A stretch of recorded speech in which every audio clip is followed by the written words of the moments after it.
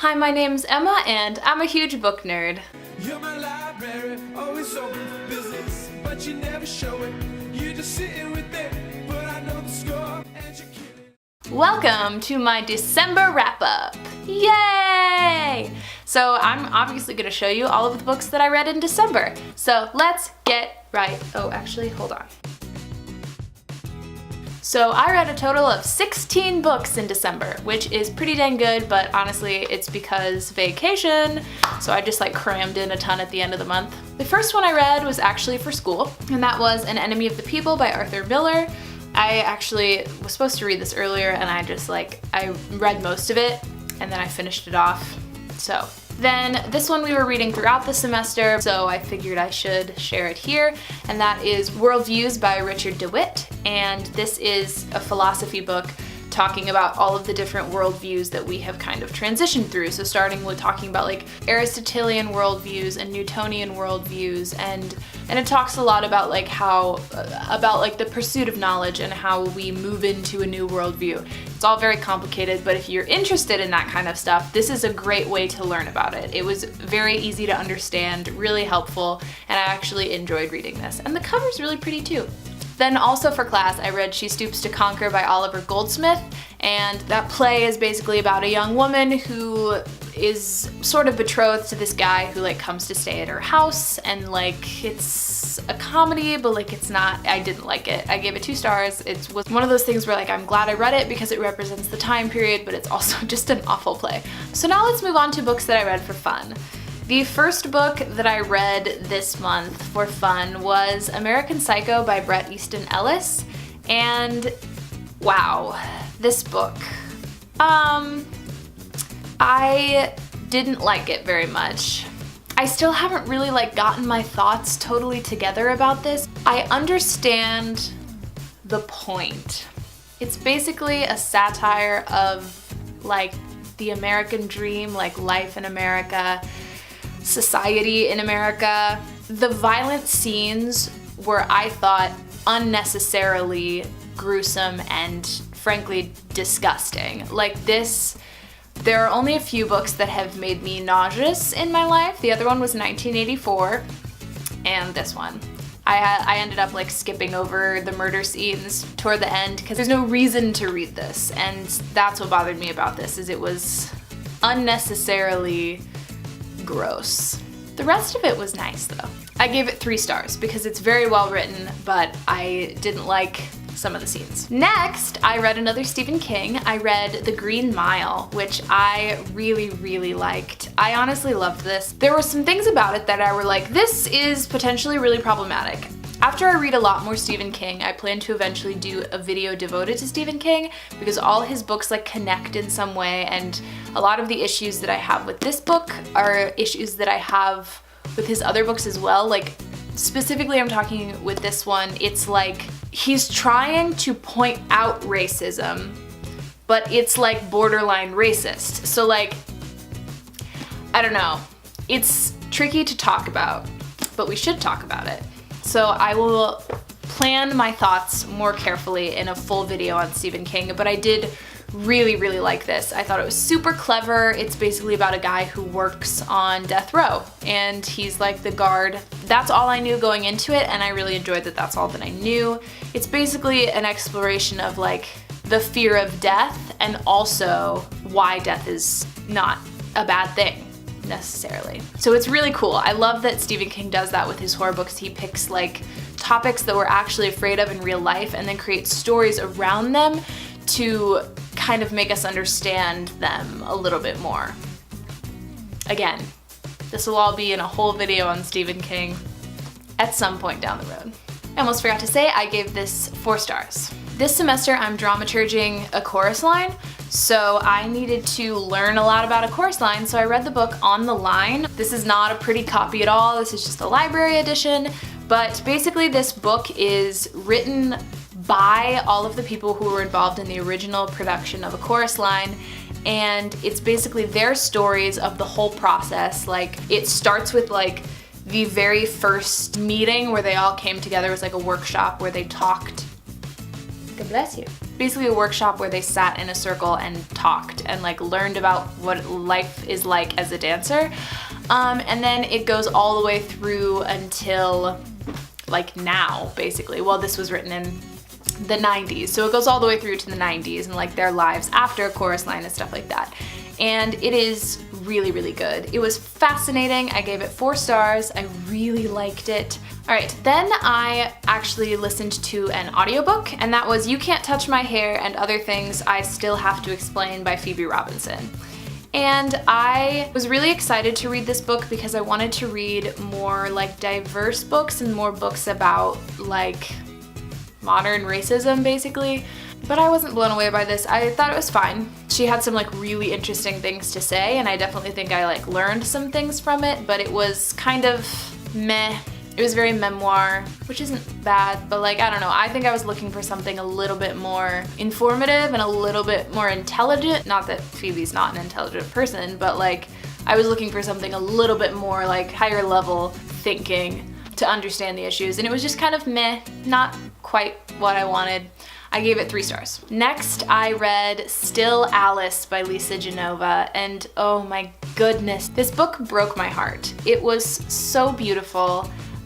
It's about a woman who has early onset Alzheimer's, and the book is from her perspective, so you follow her from like before her diagnosis all the way until like basically the end, and it's just so heartbreaking and beautiful and honest. I think the thing I really loved about this book is because she's the narrator, you feel the deterioration and you like don't notice that her mind is going until like it's gone, and you feel like you're losing your mind along with her, which is a really amazing experience. And like, I commend Lisa Genova for doing this. It really makes you understand what it must feel like, and you're like, oh yeah, totally, like she's fine, and then she doesn't remember her daughter's name, and you're like, how? Like, it's so good. It's so good. I loved this. I gave it 5 stars. And also, I'm currently writing a play that has a character with Alzheimer's in it, and this helped me understand that so much better, and now I feel like I can do a better job in writing that play. Obviously, I need to do some more research so I really understand like as much as I can about it, but this was really helpful. Next, I read Landline by Rainbow Rowell, and I ended up really liking this. I was a bit skeptical in the beginning. I got about halfway through and I was like, but then like the second half of this book flew by for me. I read the second half of this book in a single day. Basically, this book is about a woman who's like she and her husband are having some issues, and her husband goes home to his family for Christmas and takes their kids with her, and she stays because she has to like finish this project at work. And it's like this big question of like, she doesn't know if they're okay. And so she goes to like stay at her mom's house one night and like tries to call her husband on their landline, and she learns that the landline is actually like a portal into the past, and she's talking to her husband before he proposed to her. It's really beautiful, and the second half like really got me in the feels. It like all ties together in the end, which I really liked. Tumnus! Stop it. Come here. Sorry if my cat is really loud. I just got home today and he's been lonely. He needs love and attention, and he's upset. It's fine. I love him so much. But in the end, I ended up giving this 4 stars. Like, the second half of the book was like 5 stars and the first half was like 3 stars, so 4 stars is a happy medium. The next book that I read in December is The Most Dangerous Animal of All, Searching for My Father and Finding the Zodiac Killer by Gary L. Stewart with Susan Mustafa.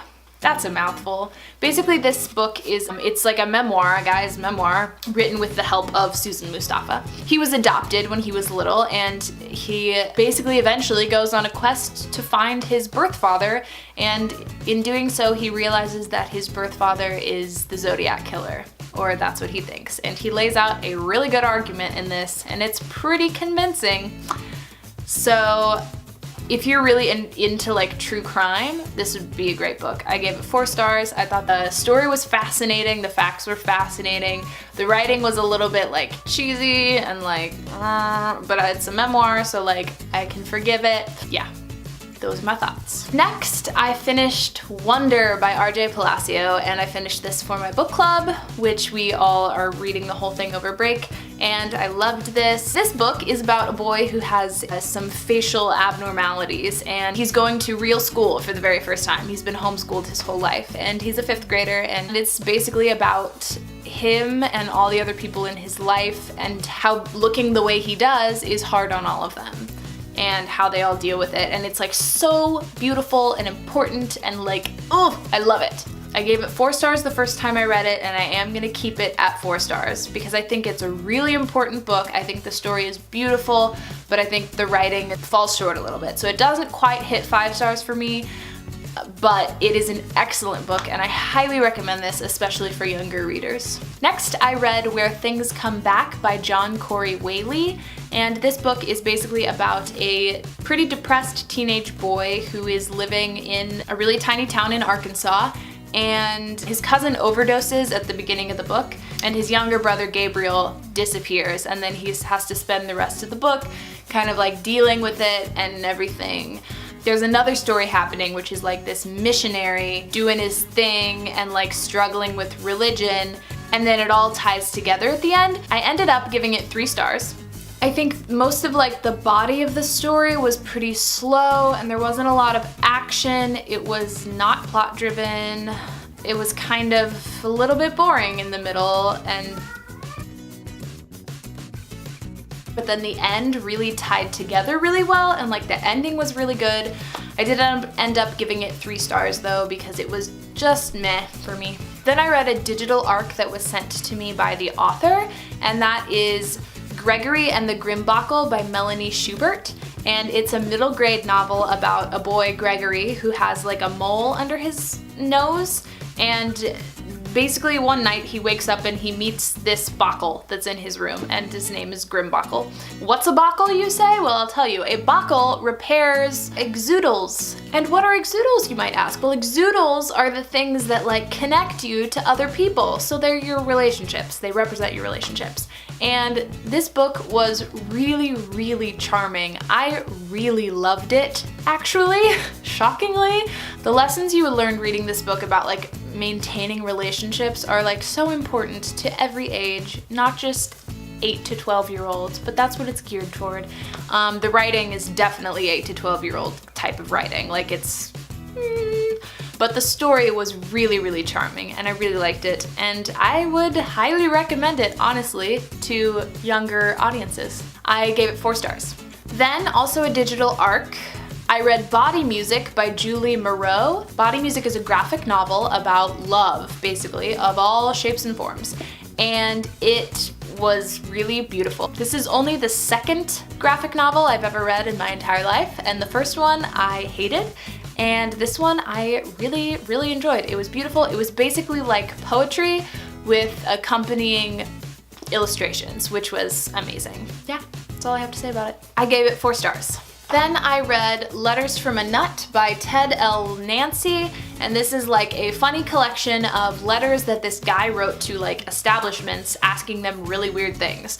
Like, for example, he writes to hotel rooms asking if he can bring his own ice machine, and like weird stuff like that, and they respond. It like has their responses, which is the part that I found really funny, was like their responses. They were like, yeah, we could probably make that work, and I was like, excuse me? But the thing is, the stories got old after a while. I think I would have enjoyed this more if I had like broken it up, but I read it all at once because it was short, and I was like, I can count it toward my 2017 reading goal, but like I should have spread it out. I ended up only giving it 2 stars just because like after a while they're all the same. Then I read yet another digital arc of a book of poetry, and that book of poetry is Take Me With You by Andrea Gibson, and it's basically about Andrea's experience discovering identity, like gender identity and their sexuality, which is pretty interesting. I couldn't really relate to it that much though, which I feel like poetry, it's a very personal form of literature, so if you don't personally relate really well, then it's not that interesting, you know? So I couldn't relate to all of it, but it was really interesting. I gave it 3 stars, and I would recommend it if you find your struggles are similar to their struggles. And I finished 2017 off with a bang. The last book that I finished in 2017 was The Edible Woman by Margaret Atwood, and I was shocked by this, honestly. I was kind of expecting this to be like a 3 or 4 star read because I was like, some of Margaret Atwood's writing can be sort of boring a little bit, like very, very political and like a kind of boring. But this story was wonderful. I loved the atmosphere, I loved the characters, I loved how smart it was, and I loved like the imagery and the way that everything went together. So this book is basically about a woman who is living in like 1960s, but it's like kind of dystopian. I'm not totally sure about like the setting. Basically, she gets engaged and then she starts to lose herself. And then she starts to not be able to eat certain foods. It like starts with meat and then it expands to other foods. And basically she starts to like not be able to eat anything, and it's really interesting, and like it's just, I don't want to like say too much more about it because it's really something that I think is more powerful when you read it, but it's so good. I loved this. I give it 5 stars. I think it was really great. And even if you're not like a giant Margaret Atwood fan, I think this was like a little bit different from the other stuff she normally writes. And I've read Oryx and Crake, Handmaid's Tale, Alias Grace, the one about like the prison. I can never remember what that one's called. It was good. So those are the many, many books that I read in December of 2017. I hope you enjoyed this video, and please like and subscribe and comment down below what you read in December 2017. I would be so interested to know, and I will see you in the next video. Bye! Mwah!